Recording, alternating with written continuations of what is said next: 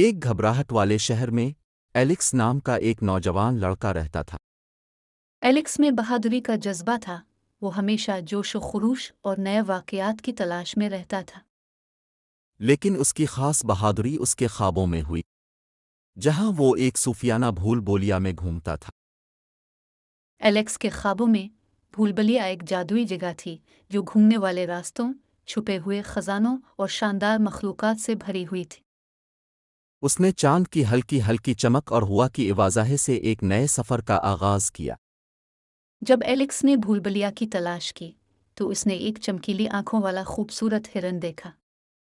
Alex اور ہرن دونوں بھولبلیا کے اندر چلے گئے۔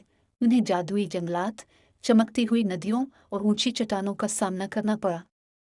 راستے میں وہ ایک عقلمند جادوگر اور ایک مہربان پری سے ملے، جو ان کے ساتھ شامل ہوئے۔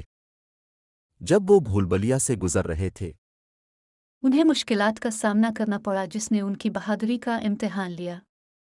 لیکن ہرن اور نئے دوستوں کی مدد سے ایلکس نے ایسی طاقت حاصل کی جسے وہ کبھی نہیں جانتا تھا۔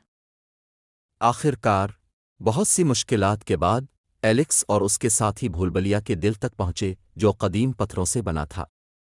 اس نئے علم کے ساتھ ایلکس نے محسوس کیا کہ خوابوں کی بھولبلیا صرف بہادری کی جگہ نہیں ہے، بلکہ اس کے اپنے اندرونی سفر کا عکس ہے۔